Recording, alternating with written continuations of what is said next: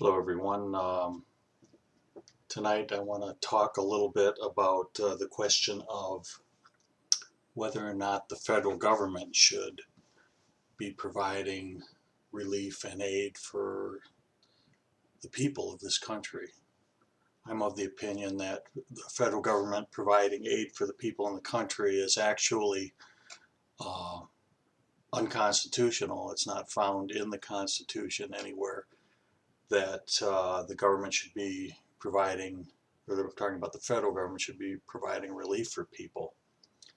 And the fact that it doesn't work well is easily seen in how our government is um, basically uses aid and charity to um, provide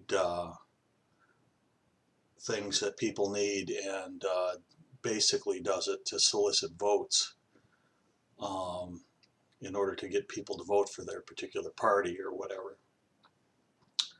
This has really corrupted the system. Initially, the system was not like this.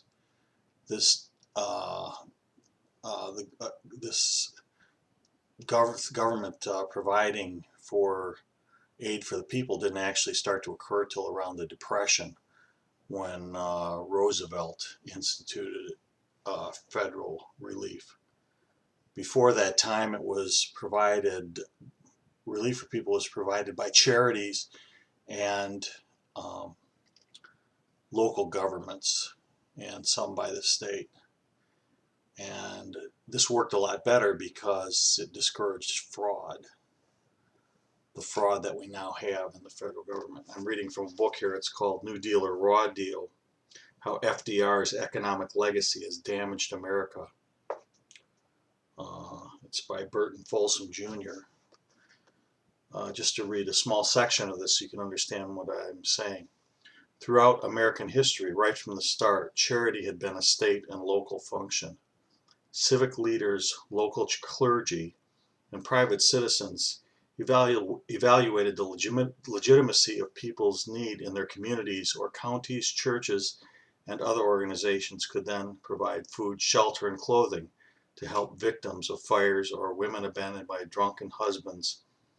Most Americans believed that face-to-face encounters of givers and receivers of charity benefited both groups. It created just the right amount of uplift and relief, and discouraged laziness and a poor work ethic. The founders all saw relief as local and voluntary, and the Constitution gave no federal role for the government in providing charity. James Madison, in defending the Constitution, observed, "No man is allowed to be a judge in his own cause, because his interests would certainly bias his judgment, and not improbably corrupt his integrity." In other words, if relief and other areas were made functions of the federal government, the process would become politicized, and politicians and deadbeats could conspire to trade votes for food. As Madison asked, what are the different classes of legislatures but advocates and parties to the causes which they determine? So before uh, Roosevelt was instituting his programs during the Depression, um, all of the all of the charities were provided by local people, local governments. The charities were close to the people, so they could be monitored whether they were effective or whether they were wasting money. Whereas when the federal government gives charity, it can't be monitored effectively, and also it causes the federal government to use the money to gain favor with the people. And also, the federal government can print money, so they just print up as much money as they need and give it away, even though the money is now, at this time, is just borrowed money that we're giving away to people.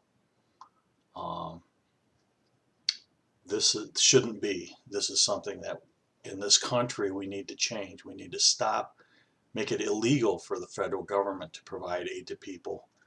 and allow the states and local governments to do what they need to do, whether through some form of taxation or whatever, to provide for their own people, but take it out of the hands of the federal government. Thanks.